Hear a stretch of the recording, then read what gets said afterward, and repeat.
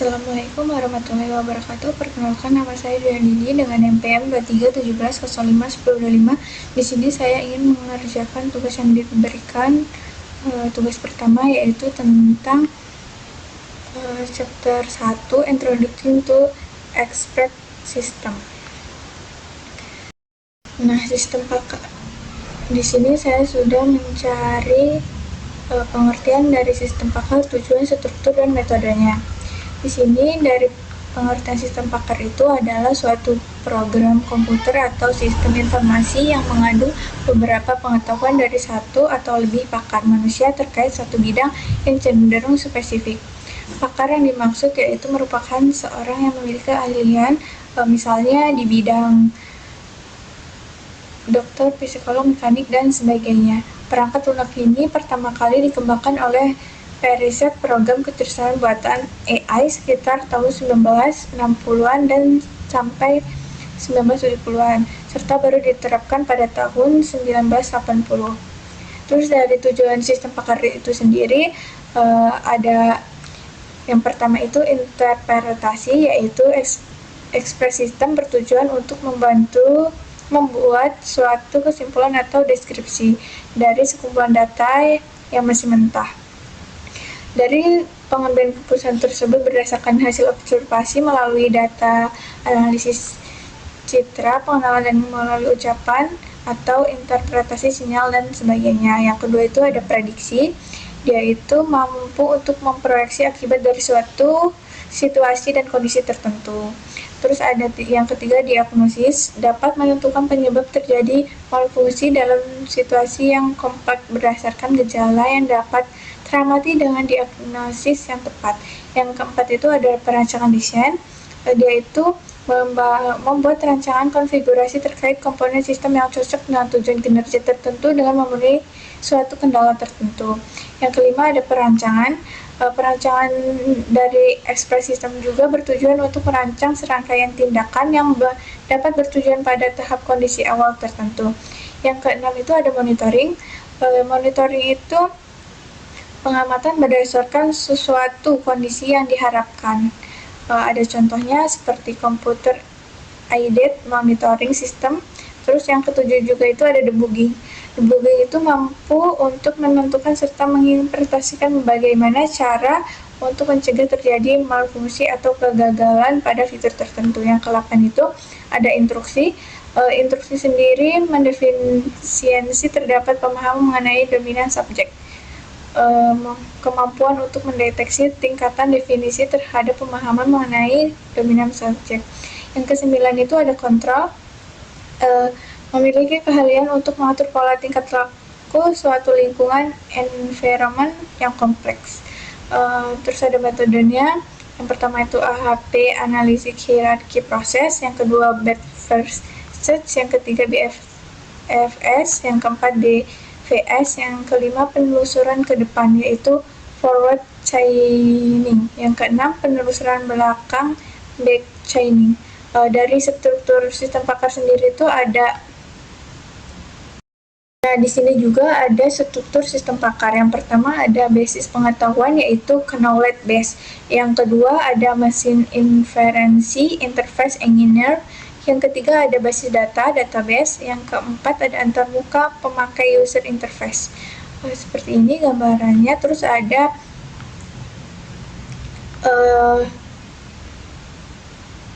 juga ada modul penyusunan sistem pakar. Yang pertama modul penerimaan pengetahuan, yaitu knowledge acquisition model. Yang kedua model konsultasi. Yang ketiga modul penjelasan. Dari struktur sistem pakar itu sendiri, saya ditugaskan untuk membuat soal berupa satu soal ujian dan esai. Jadi di sini saya ingin mengisi dengan biodata profil saya seperti nama, terus ada NPM saya,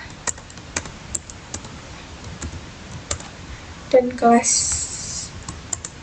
Nah, di sini juga ada soal, dan di sini juga ada penjelasan jawabannya.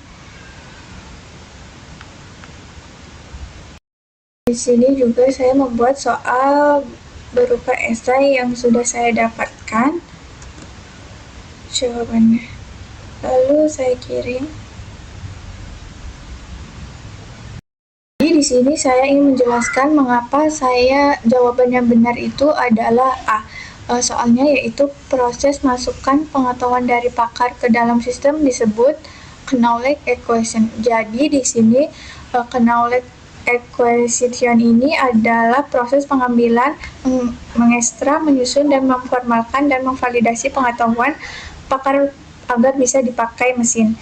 Hasil akhirnya adalah pengetahuan yang terstruktur, misalnya if, then, frame, atau ontologi, dan dimasukkan ke knowledge base. Terus dia juga mencangkup utama knowledge acquisition, yaitu elicitation, menggali pengetahuan seperti wawancara, think aloud, analisis kasus, atau protokol. Terus ada juga codification, representasi, menulis menjadi aturan, fakta, atau model.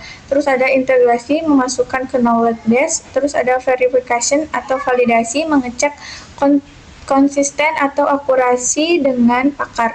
Terus ada maintenance, membarui saat domain berubah, mengatasi knowledge acquisition blockade.